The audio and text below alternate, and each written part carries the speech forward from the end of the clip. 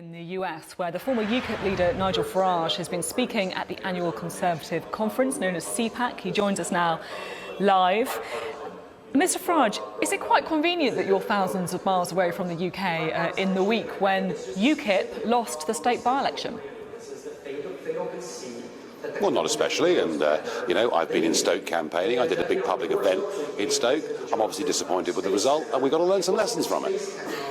What lessons do you think that you do need to learn from that state by-election then? Well, I think that in terms of how we run campaigns, I think we may have gone backwards over the last couple of years in terms of the political science that we use, identifying who the potential voters are, and we've got to have a think about messaging too. I'm not sure our messaging was direct enough and clear enough in this by-election, because after all, the real reason we didn't win is because too few Conservatives tactically voted UKIP to get Labour out.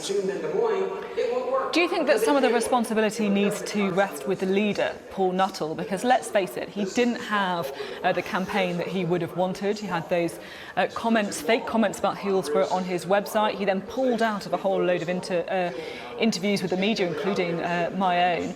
Does he need to share some of the blame? Well, I think Paul is the right person to lead UKIP. I'm convinced of that.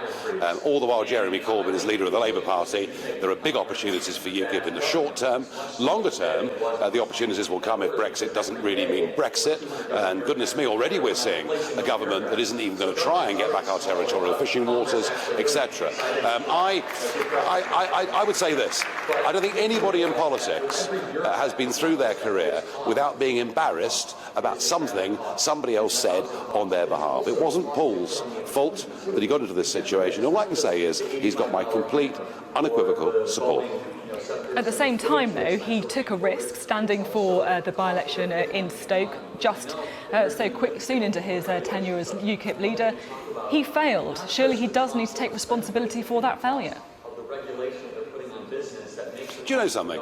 In life, if you want to do things, you have to take risks. And sometimes those risks work, and sometimes they don't. In this case, it didn't. It's a disappointment. We've got to regroup, rethink, get ourselves a bit more professional in terms of campaigning. And Paul, I'm convinced and certain, will continue as leader and take us on to big things.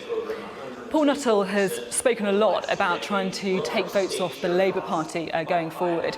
I thought it was quite interesting there that you said that you lost in Stoke because you didn't take enough votes from Conservatives. So do you think then that perhaps there's a tactical issue with UKIP targeting Labour in particular? Humans are the ones that can best help. No, look, the Liberal Democrats were the masters at this. They would win by-elections by getting either Conservative voters or Labour voters in a constituency to vote for them tactically to remove the incumbent. Now, we tried to do that. We didn't succeed in doing that. It isn't just about getting Labour votes. To win by-elections, you've got to get people to vote tactically. We didn't manage to do that.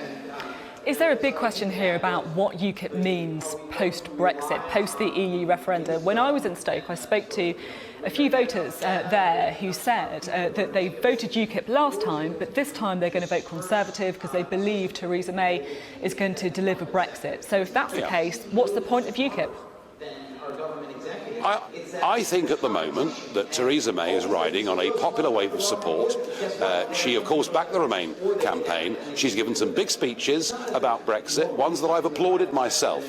But just in the last week, I've heard David Davis, the Brexit Secretary, say that free movement of people could continue for years. It's absolutely clear the government wishes to continue with Britain in the European arrest warrant, which is against all our principles. And as I said earlier, there is absolutely no will in this government to fight to get back our territorial fishing waters. Popular as Mrs May is at this moment in time, strident though she's been on saying Brexit means Brexit, I have a feeling that if UKIP bides its time, there could be some considerable disappointments coming down the track, and it's vital that UKIP is there keeping the pressure on. Well, we'll have to wait and see. You didn't frankly have the balls to put country before party.